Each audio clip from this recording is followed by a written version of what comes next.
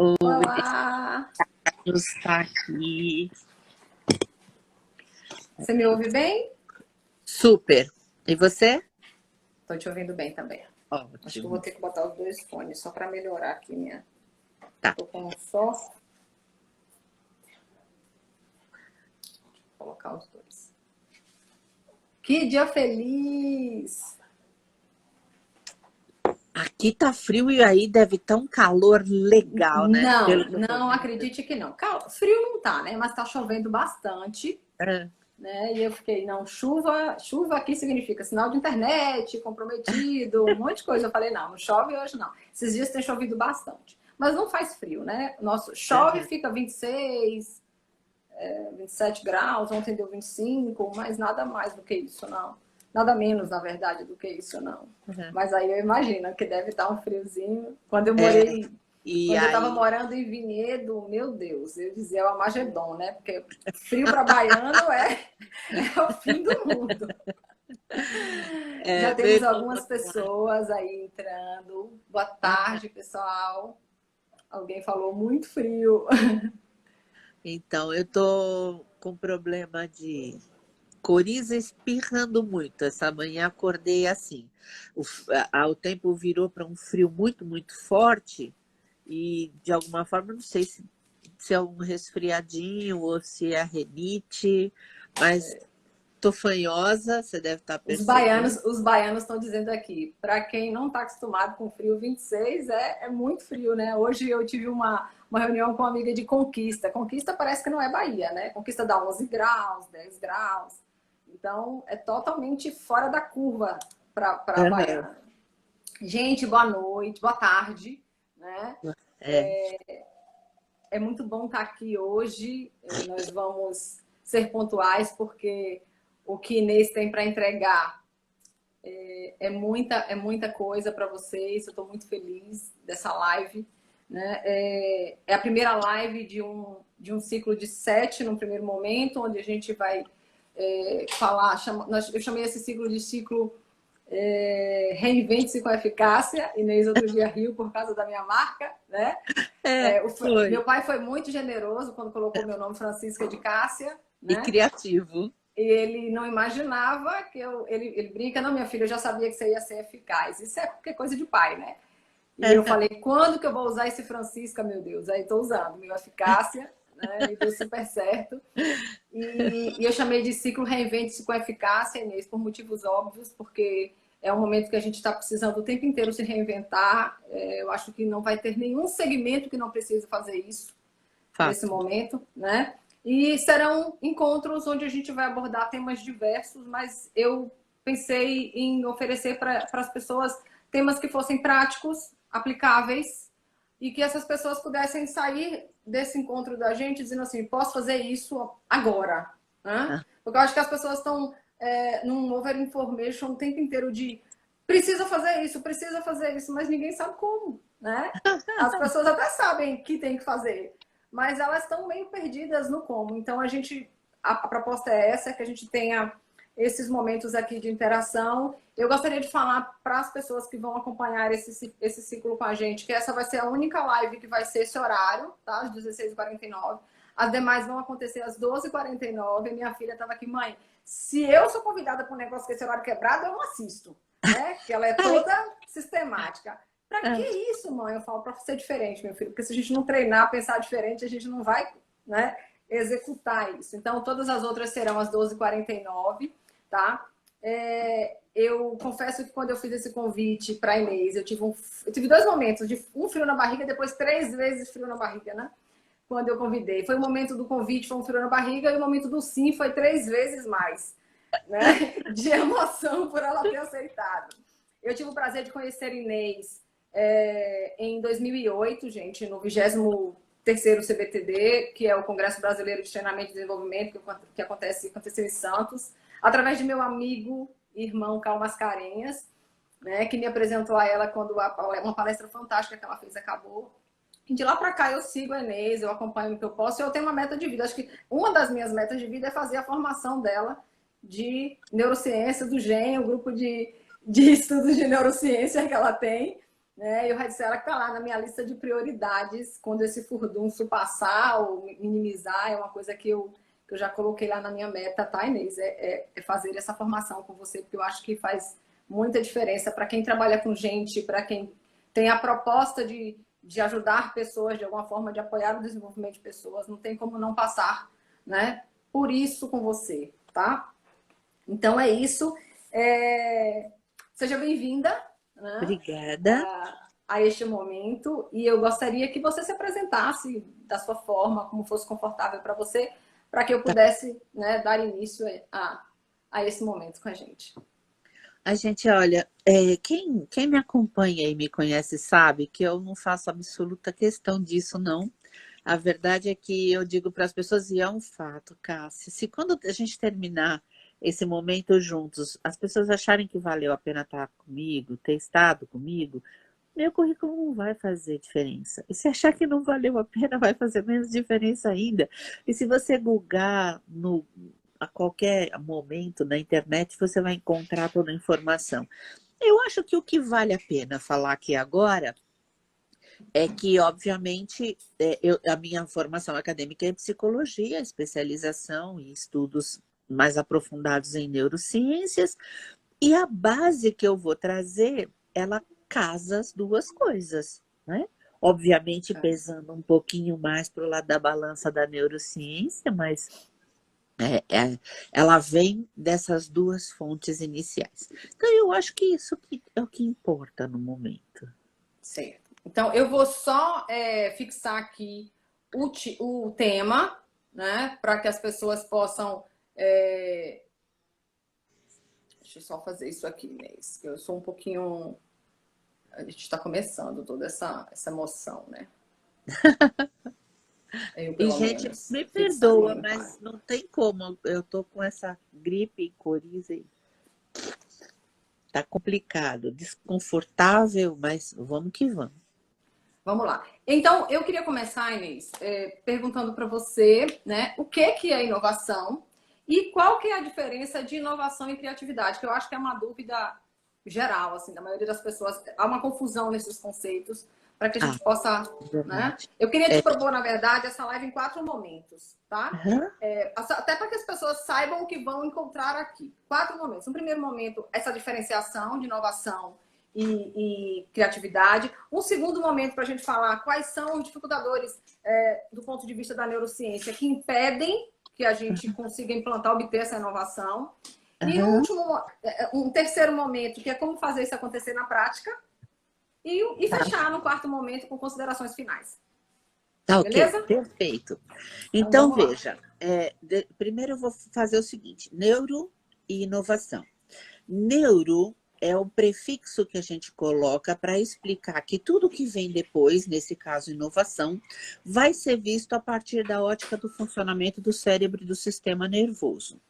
Entendendo que aqui o aspecto mais importante desse sistema nervoso é a nossa capacidade de criar novas sinapses ou conexões neurais. Sem isso, não existe criatividade, não existe inovação. E inovação, no mundo dos negócios, é a capacidade da gente avaliar tendências e implementar soluções distintas do que tem no mercado, diferente do que tem no mercado, ou criar um modelo de negócios disruptivos. Depois eu vou explicar os dois tipos de inovação. Então, veja, eu vou usar a teoria da Teresa Amabile. A Teresa Amabile é professora de administração da Harvard. E ela diz que criatividade é o momento em que eu trago as ideias novas, que eu acredito úteis. Inovação é a implementação destas ideias.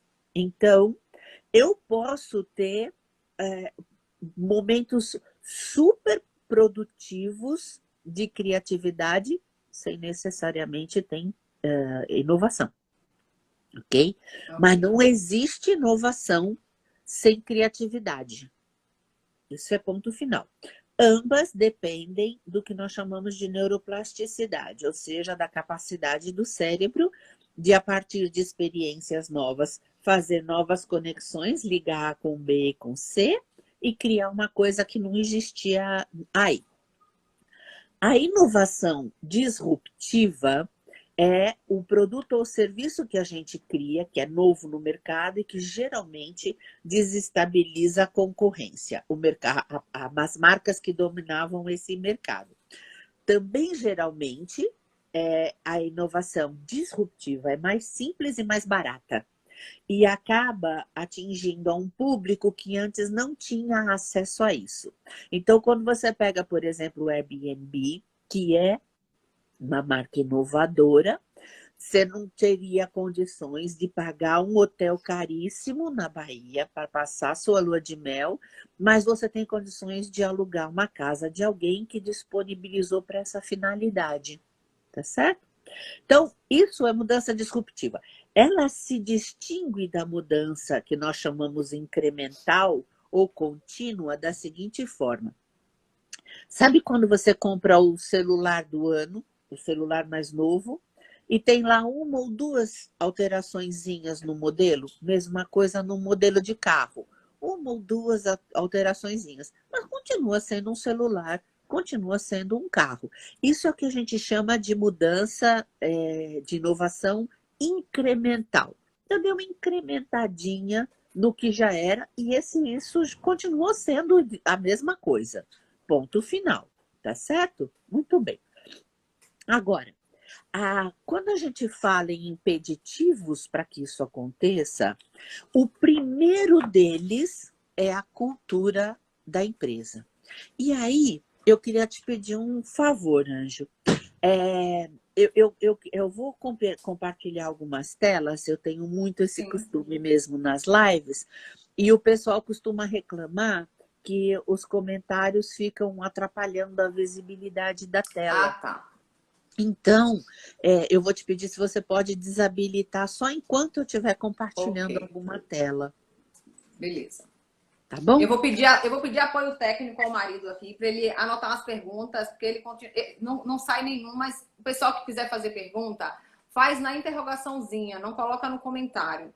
Porque nesses momentos que a Inês estiver compartilhando tela, a gente não consegue acessar. Então, se vocês tiverem alguma pergunta para a Inês, faz na interrogaçãozinha que está aí abaixo, que aqui meu assistente marido vai fazer depois, a gente registra aqui né? E eu acesso aqui e ele registra para mim, tá? Tá, ótimo. Acho que ativou automaticamente. Deixa eu desativar. Pois não, para mim está desativado.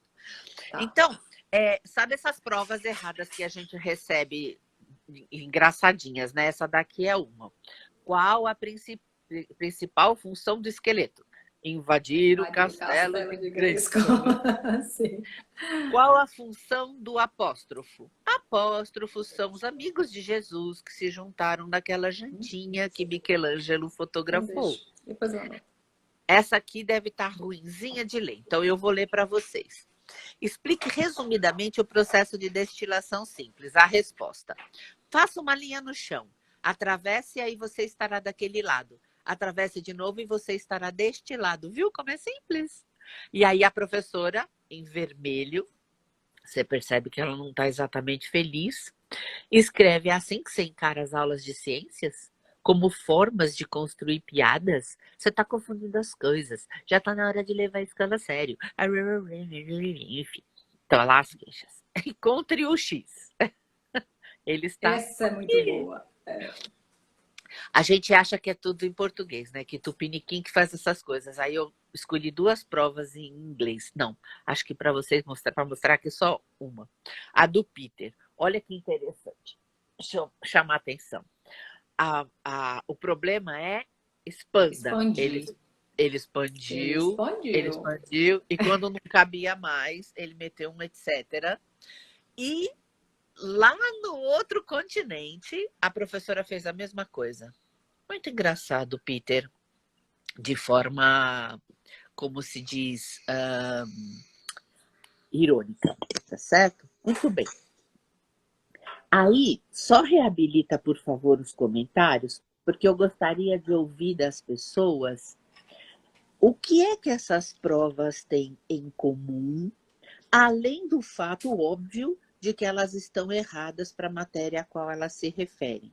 E eu vou ler junto com você. O que essas provas têm em comum, além do fato de que elas estão erradas no sentido da matéria que se refere? Vamos ver. O pessoal está entrando agora. Se você quiser ir falando enquanto as pessoas entram, depois seu marido agrega o que mais tenha sido dito. Castram a criatividade dos alunos. Tá, isso significa que tem criatividade. Beleza, valeu, Peter. Que mais? Limita a criatividade, Ju colocou. Veja, deixa eu só pontuar uma questão aqui que é básica. A correção dessa forma pode castrar a criatividade no futuro.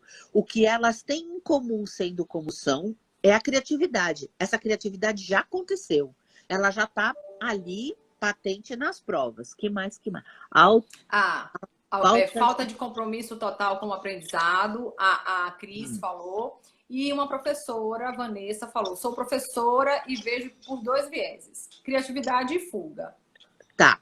Então, vou comentar o primeiro, tá certo? Falta total de comprometimento com o aprendizado. Não é o nosso foco aqui falar de aprendizagem, mas não tem como falar de inovação sem falar de aprendizagem, porque eu só inovo se eu aprender coisas novas. O problema da questão do engajamento com a aprendizagem é o meu grau de interesse por aquilo que eu estou aprendendo ou deveria estar. É óbvio que as crianças que deram essas respostas não têm interesse por essas matérias. Essa é uma outra questão a ser tratada dentro de um outro assunto que é o de neuroaprendizagem. Então, eu só não vou considerar aqui, porque não dá para dizer que falta comprometimento dos alunos, total descompromisso. A gente não conhece o todo da relação deles. Alguém escreveu aqui, Inês, não respeita a visão do aluno. Então, é assim, vamos ver qual é a sutileza Foi nisso. A Betânia. Há uma diferença entre eu respeitar o que você fez na prova, se você fez uma coisa dessas, e eu reconhecer nela uma qualidade criativa. Tem mais 3, pelo menos, além da criatividade, que eu não sei se apareceu por aqui. Então, eu acho que, assim, respeitar o aluno é ponto. Não tem o que discutir sobre isso. Respeitar o que ele fez da forma como ele fez, eu conversaria. Mas considerar essa criatividade que não foi considerada em momento algum, isso de fato está faltando, tá certo? Mas veja, o que essas provas têm em comum e que apareceu bastante, criatividade, elas têm ousadia, elas têm iniciativa e elas têm senso de humor. 4 qualidades que o mercado vai exigir, com certeza, de qualquer profissional concorrendo a uma vaga ou uma promoção. E, na verdade, as respostas corretas eles encontram no Google a hora que quiserem. Então, veja, o ponto aqui não é considere correta uma resposta errada. Absolutamente não. Mas, o que eu quero dizer? Nós estamos agora dentro daquele aspecto sobre o que é que dificulta ou impede mesmo a inovação de ocorrer. A cultura impede. O Peter Drucker tem uma frase maravilhosa. Ele diz, a cultura devora a estratégia no café da manhã. Ser inovador é estratégia de negócio. Se a cultura não permitir, ela não vai acontecer. Mas a cultura da empresa, da organização, ela está mergulhada numa cultura maior, que é a cultura que a gente traz da escola. Uma cultura que nem sequer tem uma lente que permita enxergar criatividade, inovação ou iniciativa, arrojo, ousadia e senso de humor numa resposta como essa. E vamos combinar, essas respostas, essas provas, elas ficaram famosas. As corretas estão mofando dentro de alguma pasta, lá num subterrâneo qualquer da escola. Então, veja, de novo repito, não estou aqui fazendo apologia ao erro, tá? Não é esse o caso. Mas seria o caso de dizer, adorei a sua resposta, me diverti, obrigada por ser um oásis no meio da minha tarde de correção de provas, e vai estudar. E vai estudar porque você ainda não sabe, tá certo? Então eu valido o aspecto que é positivo e que eu quero que esse humano que eu estou ajudando a se formar conserve, e ao mesmo tempo oriento ele na direção do que tem que acontecer e que é meu papel fazer também que aconteça, tá certo? Qual é o problema da cultura em que a gente vive? Só existe a percepção do erro. E aqui tem uma condição neurológica fundamental. Eu preciso poder me permitir tentativa e erro. Tem um discurso no mercado que, se você quer ser uma empresa inovadora, você tem que permitir o erro. Esse discurso é perigoso, porque a ideia não é permitir o erro ou buscar o erro. O erro não é uma coisa que você busque. Você busca o acerto. O que a cultura precisa fazer é saber lidar com o erro caso ele ocorra. Quando ele acontecer. Não busca o erro, entendeu? Eu não vou falar para a minha equipe ou para o meu time, pode errar à vontade. Eu vou falar, pode tentar à vontade. E a gente vai ver o que vai fazer se por acaso não sair do jeito que a gente queria. Eu sei que é uma diferença sutil, mas para o cérebro ela é gigantesca. É a diferença entre eu tomar mais cuidado nas minhas tentativas e fazer de qualquer jeito. Tá certo? Então, Inês, eu vou te interromper um segundo só. À vontade. É só para poder as pessoas se situarem. Muitas pessoas entraram aí nesses últimos 5 minutos e eu queria só posicionar. Gente, a gente está num primeiro momento da neurociência para se obter inovação. E Inês trouxe como o primeiro ponto a questão da cultura organizacional como um fator que seja um dificultador para que esse processo se inicie, se desencadeie, tá? Bruninha, um beijo, dá boas-vindas a algumas pessoas que estão mandando beijinho. Bruna, Carol, Betânia, sejam bem-vindas, meninas. O bom dessa pausa foi que deu para eu ler, o Peter escreveu não ter medo de errar. Aí sim, aí sim. O Peter trabalhou muitos anos na Disney e ele é muito, muito fã do Walt Disney. E tem uma frase do Disney que eu gosto muito que diz: você erra 100% dos chutes que não dá. É verdade. A ideia aqui, então, é mudar uma cultura que só tem foco no erro para uma cultura que diz: arrisca, tenta. Se der tudo do jeito que a gente imaginou, ótimo. Se não der, a gente vai dar um jeito juntos. Entende? Não precisa ter medo, não vai te acontecer nada de ruim. Porque, sabe, tem uma equação muito famosa que diz que a inovação, ela depende de diversidade, mas também de erro. Ou seja, diversidade, porque eu preciso de ideias diferentes das minhas. Uma frase do Peter Senge, na quinta disciplina, diz: principalmente na mesma empresa, quando duas pessoas concordam com tudo o tempo todo, uma delas está sobrando. A ideia é o seu contraponto me diz: opa, peraí, deve ter alguma coisa a mais que eu possa fazer aqui, fora isso. Entende? Então, veja, primeira coisa que impede, que dificulta, o tipo de cultura em que eu estou inserida. Se a cultura permitir, eu vou ser criativa e vou tentar inovar. Se a cultura não permitir, eu posso ter as mais brilhantes ideias do planeta que vão continuar guardadinhas aqui na minha cabeça. Para a gente ver como que muda isso, bom, primeiro, claro, tem que mudar o tipo de cultura, tá certo? A outra, aí como eu falei, não existe inovação sem aprendizagem. Se eu estou inovando, eu estou fazendo uma coisa que não existia. Então, eu preciso aprender a fazer essa coisa nova. E quando a gente fala em aprendizagem, as pessoas usam o que para a neurociência são etapas que o nosso sistema nervoso precisa passar até dizer agora eu sei, com sinônimos, como se fossem a mesma coisa. E não são a mesma coisa. São 4 etapas diferentes. E aí, de novo, eu vou brincar com vocês. Vou alterar a tela. Deixa eu desativar aqui. Isso. Pronto.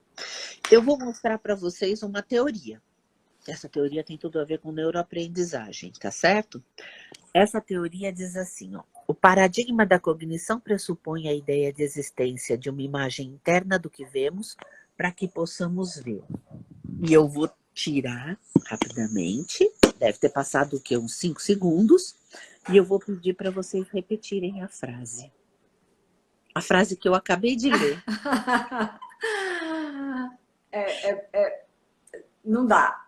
Oh, Não, parabéns, você é normal. Tá ótimo, não dá mesmo. Mas me vamos ver. esforcei muito, pode acreditar. Acredito. Então agora, vamos ver quantas palavras você se lembra. Palavra, pontuação, tanto faz. Quantas palavras você se lembra da frase que eu acabei de mostrar e ler? E ó que eu usei 2 sentidos. Inovar. Não, Inovação. Não tem.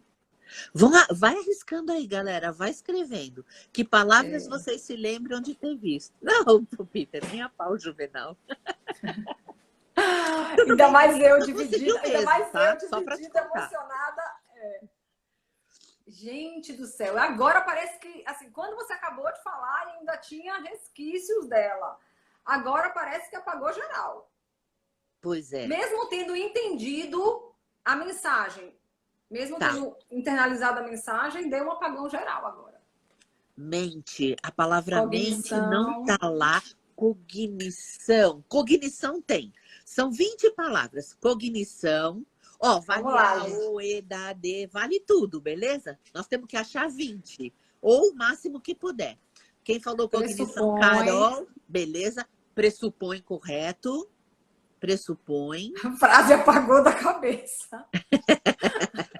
Normalíssimo. Paradigma. E a responsabilidade... O e paradigma. Lindo! Já temos 4.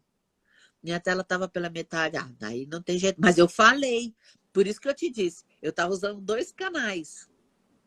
Muito bem. De 20, nós estamos com 28 pessoas. Teoria. Teoria não tem na frase. Não. É que você falou antes, né? Vou apresentar a teoria e tal. Isso. Então, veja, ó. De 20, mostra 28 pessoas. Eu vou mostrar de novo, fica tranquilo. Mas o que eu preciso que vocês registrem agora, porque essa é a primeira etapa da neuroaprendizagem, tá certo? Eu entreguei para vocês 20 dados. Vocês, 28 pessoas, me devolveram 5 segundos depois de ver e ouvir a informação.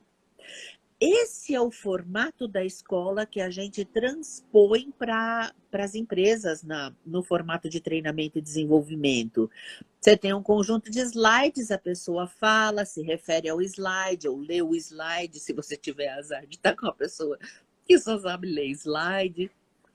Mas isso não é aprendizagem, nem ensinagem, não é.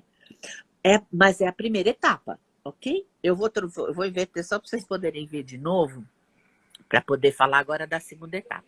A primeira etapa, então, é a aquisição de dados, beleza? Tá aí agora.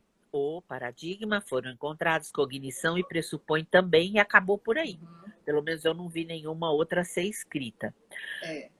Quando eu entendo, quando eu consigo repetir esta frase, eu estou na segunda etapa da neuroaprendizagem. A primeira, aquisição de dados. Quando eu consigo repetir, eu tenho uma informação. Então, eu, por exemplo, sou capaz de dizer isto sem ler isto. Tá certo? Exatamente do jeito que está aí. Porque eu já entrei na terceira etapa com isso, de fato na quarta, e já repetiu bastante para saber isso exatamente como está escrito aí. Beleza?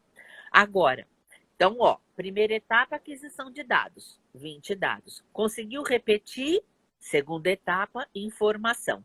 A terceira é o conhecimento. É quando tudo isso faz sentido para mim. Só aí eu começo a me apropriar da informação. Então, o que é que essa teoria diz? Diz, nós humanos aprendemos a partir do que a gente já sabe. O paradigma da cognição é esse. A gente só aprende aquilo que a gente já sabe. É muito doido se eu já sei, porque eu tenho que aprender. Porque eu preciso trazer para a consciência e dominar, me apropriar disso. Então, eu vou dar alguns exemplos para isso ficar claro, tá? Em algum momento da história da humanidade, um monte de moleques e molecas leram 20 mil léguas submarinas e sonharam um submarino. E o submarino existiu. Um monte de, entendeu? Aí uma vez, um amigo meu perguntou, tá, se eu preciso de uma imagem interna do que eu vejo para poder enxergar isso, como é que o Júlio Verne concebeu o submarino? Um dos princípios de funcionamento do cérebro é que ele é neuroassociativo. Ele funciona por associação de ideias. Júlio Verne nunca tinha visto um submarino, mas ele já tinha visto uma baleia e já tinha lido Jonas na barriga da baleia. Então ele imagina algo que tem um formato de baleia e um tamanho muito grande que guarda oxigênio dentro de si, que permite que pessoas entrem e fiquem lá dentro enquanto o oxigênio existir lá. Existia uma ideia preliminar. Exatamente. É exatamente isso que vai acontecer com a ideia, vou mostrar a tela de novo, tá? Com a ideia de inovação. O tipo de inovação que conta para o cérebro é em arranjos do tipo pessoas, processos e tecnologia. Então, exemplo número 1 aqui. Pessoas, tá vendo? Motorista, aplicativo e o Waze, tá certo? Tem gente que brinca que você pediu Uber e o divórcio veio dirigindo. É verdade. Outro exemplo bem conhecido. Outro exemplo bem conhecido. Acordo com as gravadoras, iTunes, iPod. Tá certo? Então, o que é fundamental aqui? A adjacência. O que é a adjacência? Para que o meu cérebro construa uma ideia nova que nunca existiu antes, eu preciso que as coisas estejam próximas e os meus sentidos tenham acesso a essas coisas. Então, por exemplo, em 1995, era inviável alguém inovar e criar o YouTube. Por quê? Porque não existia banda larga e porque as câmeras eram carésimas. A partir do ano 2000, com a chegada da banda larga e com câmerazinha em qualquer celular, o YouTube pôde existir. Entende? Então, quando a gente fala consome tudo que for informação, deixa que tudo entre, você não precisa se ater a isso, sabe? Mas vai ver. Ó, tem um filme que é muito legal, um filme dos anos 80, chama Uma Secretária de Futuro. Eu não vou poder contar tudo, porque é spoiler. Mas é um dos filmes mais interessantes como exemplo do que eu estou falando aqui agora. Ela é uma simples secretária, mas ela quer chegar a ser uma especialista em fusões de grandes empresas, de grandes negócios. E ela é uma dura. Então, ela faz o trajeto do apartamento dela para o escritório onde ela trabalha numa balsa. E ela não tem grana, então quando alguém abandona um jornal, ela pega. Uma revista, mesmo que seja de fofoca de famosos, ela pega para ir se distraindo, tá certo? E aí ela vai pegando informações. Ela pega informação daqui, informação dali, de lá, Aqui ela está só na aquisição de dados. Só recebendo informação, informação, informação. No momento certo, ela reúne algumas informações que ela encontrou aqui e acolá, e aí faz a mágica dela lá no filme, que eu não vou contar porque é spoiler, é uma baita de uma sacanagem, entende? Então, veja, adjacência é fundamental. E falta a quarta etapa. Então, a primeira, aquisição de dados. A segunda, informação, quando eu repito esses dados. A terceira, conhecimento, quando essa informação já não é mais uma fala de papagaio que eu fico repetindo sem, de fato, compreender o que significa. Eu entendo o que significa. E a última é a sabedoria, que vem do latim sapere, quer dizer saber, né? Quer dizer sabor, saboroso. Saber é o conhecimento que eu já metabolizei e pratico. Saber e não fazer ainda é não saber. Não sabe. Porque não tem nenhuma espécie de julgamento nisso, sabe? É só mesmo uma condição pré-existente e necessária. Se eu ainda não pratico, na verdade, o que está acontecendo é que eu estou na terceira etapa. Eu tenho conhecimento, mas não necessariamente ainda domino isso. Entende? Alguém tem alguma pergunta ou curiosidade até aqui? Não está aparecendo para mim ainda não as perguntas. Aqui ainda não está, tá tranquilo. Alguns comentários, mas assim, reforçando o que você está dizendo. Uhum. Bom, é que em linhas gerais é basicamente isso. Agora, me deu uma ideia aqui, deixa eu pegar uma informação que eu vou compartilhar com vocês. É um vídeo, na verdade. Esse vídeo foi um comercial de televisão.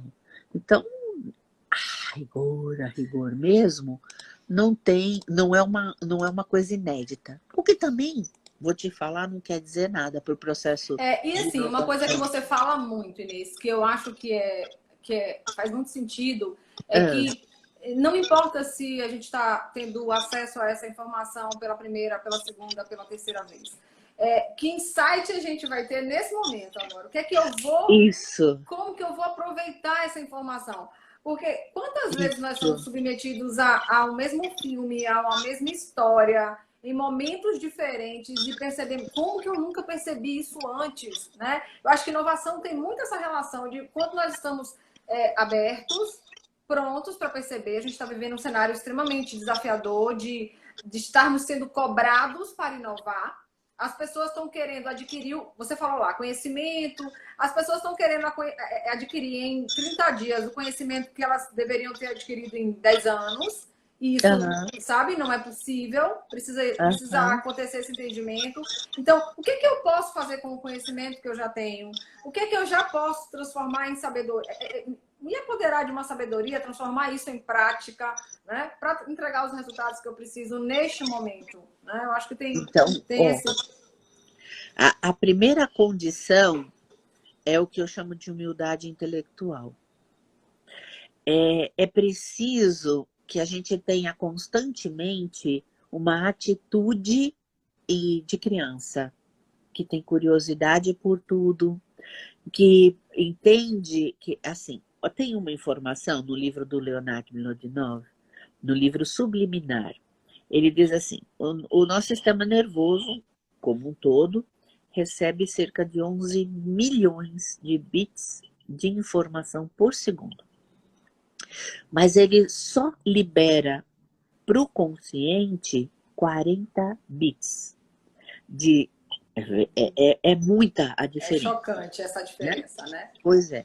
De 11 milhões de bits, 40 bits eu tenho consciência. Acontece que como é que funciona esse filtro? É óbvio que ele é movido pelo meu grau de interesse ou de necessidade. Quanto mais eu preciso da informação, quanto mais interesse eu tenho nela, mais eu vou ter facilidade de levar ela no meu consciente, tá certo? Mas o meu estado físico, fisiológico, anatômico, psicológico, emocional também vão fazer diferença.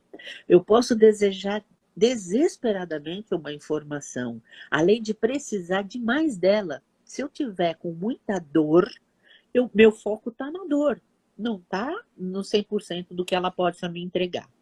Essa já é uma questão, só que com ela tem uma outra, que é o seguinte: quando eu vejo de novo um filme, quando eu leio de novo um livro, quando eu assisto de novo a mesma palestra, eu estou transformada pelo próprio filme, pelo próprio livro, pela própria palestra.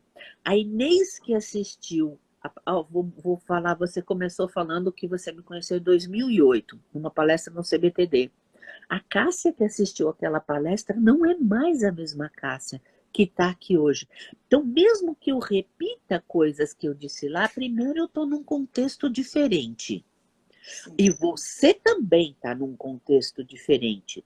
Segundo, você amadureceu, você mudou de lá para cá.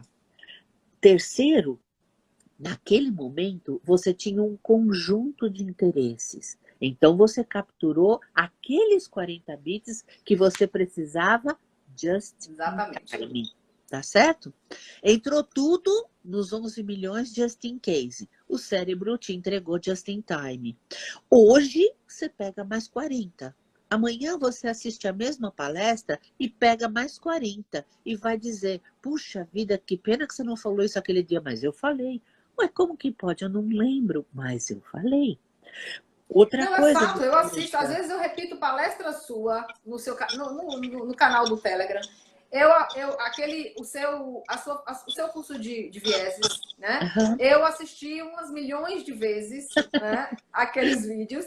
E aí tinha momentos que eu repetia uma edição, que eu falo, não, gente, ela falou, eu só tô acreditando que é um vídeo, né? E em alguns momentos eu lia, né? Isso é interessante porque quando eu assisti a parte que você fala das competências femininas, eu assisti uma segunda-feira e na quarta-feira me pediram eu resolvi desenvolver um material para isso. Quando eu assisti novamente, eu falei, não, Inês falou sobre isso no curso de vieses. Que eu voltei, eu capturei tanta coisa que eu não tinha capturado no primeiro momento que eu assisti. Eu falei, gente do céu, o material tá aqui, né? E eu não estava preparado, eu não tinha capturado metade, porque eu assisti procurando. A sensação, né? A gente assistiu procurando aquilo. Que corrobora com o que você falou, de que nós só inovamos ou aprendemos o que já estamos predispostos a isso, né? O que já tem alguma referência dentro alguma da referência, minha cabeça. isso. Senão eu não tenho nem a capacidade de enxergar aqui fora. Aí eu vou dizer, mas ela não falou isso. Entende? Porque também tem essa coisa do just in time, just in case. O sistema, ele absorve tudo just in case. E ele entrega just in time. Isso significa que se a gente conseguir, ou melhor, eu sou otimista, quando a gente conseguir reproduzir esse jeito de funcionar do cérebro aqui fora, a gente vai dar um salto quântico em termos de aprendizagem, criatividade e inovação. Vou te dar um exemplo. Eu consumo tudo. Tudo que você possa imaginar. RSS eu tenho um monte, claro, eu coloco alguns termos-chave dentro dos meus interesses e deixo ver. Alguém está oferecendo um e-book, eu vou lá e baixo. Alguém está apresentando um webinar, eu vou lá e baixo. E guardo tudo em pastas tagueadas, ou seja, etiquetadas com os termos adequados. Tá certo? Quando eu preciso de um assunto, aí é o Justin. Então eu estou assimilando tudo just in case. Quando eu preciso de um tema específico, por exemplo, inovação, eu dou a busca por esse termo e deixo a máquina fazer tudo para mim. Você tirou uma tonelada das minhas costas agora. Por quê? Vou logo lhe dizer, e eu acho que vai ter um monte de gente que vai levantar a mãozinha e dizer, essa sou eu. Porque o que acontece? Eu vivo essa sensação. Eu recebo um monte de coisa. Aí tem lá. Eu recebi há um tempo atrás um e-book sobre uma coisa que eu falei, gente, eu nunca vou falar sobre isso. Ninguém nunca vai me pedir para falar sobre isso. Mas vai que. Aí eu pego. Eu separo em pastinha também, né? Aí eu tô jogando. Essa semana eu tava arrumando essa pastinha. Eu falei, gente, será que algum dia eu vou falar sobre isso? Ou eu vou ter interesse em aprender sobre isso? Né? E eu tenho... Nossa, claro que não é nada absurdo, mas Uhum. algumas coisas tem sempre uma perninha, um bracinho que entra no que eu faço, no que eu... numa relação com pessoas, desenvolvimento, treinamento, seja lá o que for. Mas tem coisas que estão com o dedo, não com nenhum braço. Tem um dedinho lá e eu falo, não, um dia eu posso precisar disso, sabe? E hoje Então, você tirou uma tonelada das minhas costas, tá certo, deixa lá na minha reserva, um dia eu posso precisar e eu vou acessar na hora que eu precisar acessar. outro dia me ligou uma dessas empresas, tipo o RD Station da vida, me ligou e falou: Ah, você baixou o nosso material e eu tô ligando para saber como a gente pode te ajudar. Mas eu falei: de nenhuma forma, obrigada, não tô precisando de nada. Ah, mas você gostou? Não sei, eu não li ainda. Mas não, não. Aí a pessoa começou a gaguejar. Aí eu expliquei para ela, eu falei: olha, eu sou uma estudiosa, eu estudo constantemente. Quando o meu interesse por este assunto surgir, eu vou lá buscar. Qual é a boa notícia que eu tenho para você? Se eu baixei o seu material, é porque eu acredito em você como fonte de informação para mim. Porque se eu não acreditar em você Comemore. como fonte, eu não quero nem o que você me der de graça.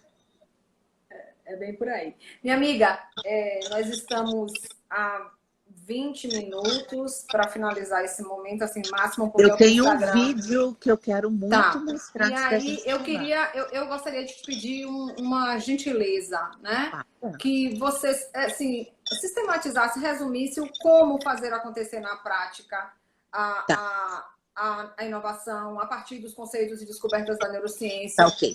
para que as pessoas saíssem daqui hoje dizendo é possível fazer isso, respeitando os limites e se dedicando de alguma forma, mas dentro de uma abordagem real, científica possível. Tá, e eu aí vou te pedir 4 minutos para um vídeo, tá Sim, bom? por Eu quero favor. finalizar com ele, Deixa eu porque de tirar, deixa eu verdade desativar os o comentários. maior impeditivo tá lá, né? Tá nele. Tá. Mas não, não é agora, não. É Não? quando for Não. terminar. É quando Tá for bom. terminar. Agora eu vou dar o resumo que você me pediu. Eu te sinalizo. Tá. Então, veja, como fazer acontecer. Primeira coisa, identifique se a cultura em que você está inserida permite que você trabalhe com ensaio e erro, tentativa e erro. Você não vai buscar o erro, tá certo? Não é esse o propósito. Mas você precisa estar segura de que a cultura em que você está não vai puni-lo, tá certo? Então, primeira coisa, identifica a cultura e se a cultura não permitir tentativa e erro, ela precisa ser transformada. Segunda coisa, entenda que o que nós chamamos de aprendizagem são etapas, não são sinônimos. Informação, eu falo para as pessoas, por exemplo, você sabe que fazer exercício é fundamental para a saúde? Sei, então você faz. Não, eu não tenho tempo. Não. Então você tem o conhecimento de que exercícios fazem bem para a saúde, mas não sabe. Saber e não fazer ainda é não saber. Terceiro, é preciso que você se permita uma atitude de humildade. Eu ainda não sei tudo, porque não existe a menor possibilidade de um ser humano saber tudo. Existe um tipo de neurotipia, de uma síndrome de autismo chamada savant. Os savants, eles são quase máquinas precisas. Por exemplo, um dos casos mais famosos de savantismo é de um rapaz, eu acho que ele é francês, e com um único sobrevoo de helicóptero pela Praça de Roma, ele foi capaz de desenhar a mão livre e a lápis em escala perfeita tudo que ele viu. Se você contar o número de janelas que tem nos prédiozinhos que ele viu, tá lá Nossa. no desenho à mão livre. O número de paralelepípedos na rua por onde o helicóptero passou uma única vez, tá lá. E como eu disse, em escala perfeita. Isso é um savant. Em compensação, ele precisa ser ajudado para tudo o mais na vida dele. Entende? Então, quando eu falo de humildade, que eu digo, não existe nenhum ser humano que sabe tudo, e muito menos que consegue expressar esse saber o tempo inteiro, porque se eu não tiver bem de saúde, eu já começo a pipocar e falar besteira. No momento em que eu assumo essa atitude, primeiro, eu sou feliz aprendendo, lifelong learning, simples assim. Segundo, que não me incomodo em dizer, eu não sei, eu vou pesquisar isso e depois eu te falo. Nunca ouvi falar, não li, não estudei nada sobre isso ainda, tá certo? E se permita experiências diferentes. Lembra da adjacência, tá? Para o sistema nervoso, o que não estiver acessível aos meus sentidos não existe. Muito menos para eu pegar A mais B mais C e transformar em algo que ninguém nunca tinha pensado antes. E esquece, eu já vi, eu já li, eu já assisti, eu já participei, eu já fiz o curso. Esquece, porque não existe. Se isso fez alguma diferença na tua vida, já não é mais a mesma pessoa que vai fazer de novo, outros 40 bits chegarão. Esse é o resumo macro. Muito legal, muito Tá legal. bom? Você quer passar um vídeo, é isso? Gente, alguém tem mais alguma dúvida? Aproveita, Inês. Teve uma pergunta que foi feita lá em cima pela Rosa, que ela perguntou assim, em que momento desse processo de aprendizagem a procrastinação impacta mais? No cansaço, principalmente. No desinteresse, como segundo ponto.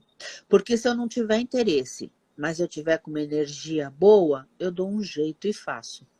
Agora, quando você tem cansaço junto com falta de interesse, aí é punk, entendeu? Nesses casos, o que eu recomendo? Se pergunta qual é o ganho que você tem fazendo e começa a fazer um filminho disto realizado. Quando você faz o filminho disto realizado, todos os seus recursos se direcionam para o ganho que você vai ter quando tiver feito. E param de olhar o saco que será fazer. Você começa a focar no resultado e aprende até a apreciar a jornada, a trajetória. Algumas vezes, sim. Né? Isso é bacana. Beleza? Sim, muito bom, apaixonada, obrigada. Tem um monte de agradecimento aqui. Gente, eu vou dizer, é impossível não se apaixonar por ela, tá? Sigam a Inês, Inês Coso. Tem um monte de canal, ela disponibiliza. Ela é uma das pessoas mais generosas que eu tive a oportunidade de conhecer, em todos os sentidos, inclusive de compartilhamento de conhecimento, né? Não tem uma live, não tem uma palestra, não tem um webinar de Inês que eu não assisto, aquelas minutos depois, horas depois, no máximo, ela não disponibiliza material, slide, né? Tudo que está ao alcance dela. Então, assim, aproveitem esta fonte, né, de informação para que vocês possam melhorar a qualidade da adjacência. Né? Ótimo. Porque já que a adjacência vai garantir ou vai aumentar a possibilidade de sermos inovadores nesse momento tão crítico, né? Vamos melhorar a qualidade da nossa adjacência para que a gente possa ter ideias fantásticas e inclusive vencer procrastinação, vencer o cansaço, que é real, né? Nesse momento onde a gente está tendo que se descobrir com novos hábitos, com novas habilidades. Meu Deus, acho que a maioria das pessoas nunca imaginou isso. Ter que passar, se descobrir cozinheira, se descobrir... tem gente que está se descobrindo mãe, viu? Que já tem filha adolescente, está se descobrindo mãe agora, porque, de alguma forma, todos os papéis, né, foram subvivenciados. E eu acho que esse momento é um momento para isso, para a gente melhorar as nossas adjacências. Tem um tempo para você passar seu filme. Ótimo. Tá? Agora vamos ver qual a melhor forma de eu fazer isto. Deixa eu ver aqui. A gente vai ver. Porque. Você tira, por favor, os comentários? Tô tirando agora. Tô desativando. Pronto. Acho que assim é o ideal, né? Vamos lá. Isso. Dá pra ver. Deixa eu lembrar que esse vídeo vai mostrar qual é o maior dificultador de todos, para você fazer qualquer coisa nessa vida, não é só inovação, tá? Então já assiste pensando nisso, mesmo que você conheça o vídeo. O contexto que eu tô te dando é outro. Okay, sit in that chair. All right, here's the deal. Marshmallow, for you. You can either wait, and I'll give you another one if you wait, or you can eat it now.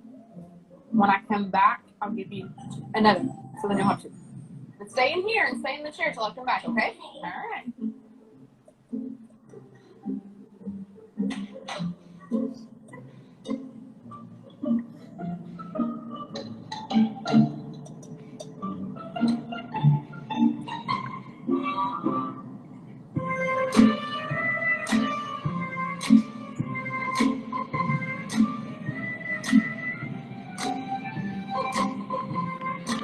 I'm gonna go do something, and then I'll come back. It smells yummy. It smells really good.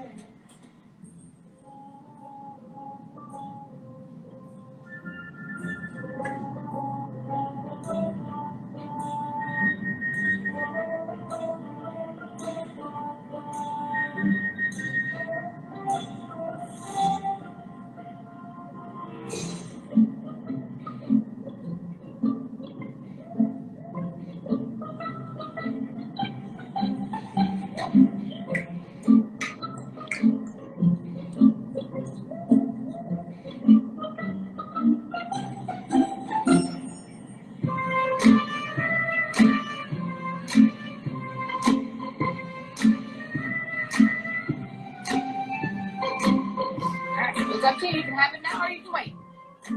Okay?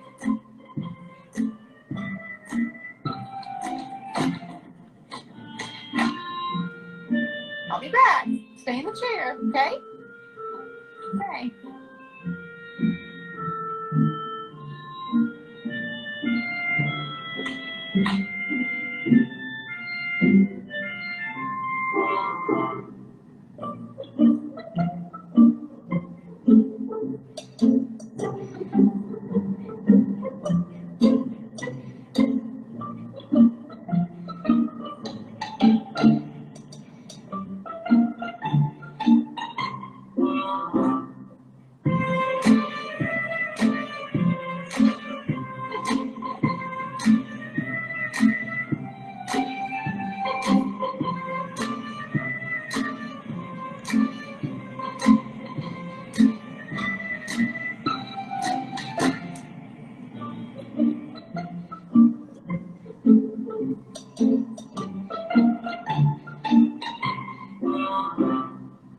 All right, so I'm gonna leave and then I'll come back, okay? So you can either eat it right now or you can wait. Either way, okay? Okay.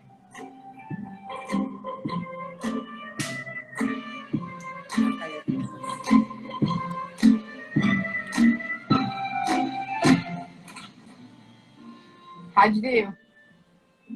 Did you do good? You did? You wanted to eat it, didn't you? Yeah. So did I tell you to give you another one? Okay, I can have both. You need them.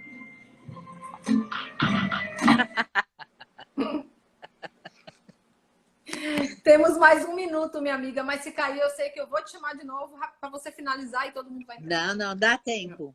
Vai lá. O maior obstáculo para o que nós queremos é o que nós queremos agora. Essa é talvez a informação mais importante que eu tenho para dar para vocês. E eu amo sua frase. Porque de verdade é assim que funciona. O maior obstáculo para o que nós queremos é o que nós queremos já. É o que nós queremos agora. Pensa sobre isso e aí vai fazer o teu futuro mais inovador. Obrigada, minha amiga. Muito obrigada. Que Deus te abençoe grandemente. Obrigada por essa ajuda. Eu acho que vai ser fantástico. Todo mundo que nos acompanhou até agora vai poder aplicar de forma prática esse conhecimento compartilhado. Tá? Um beijo grande. Obrigada. Beijão. Sucesso nesse contexto para você e para todos que estão acompanhando.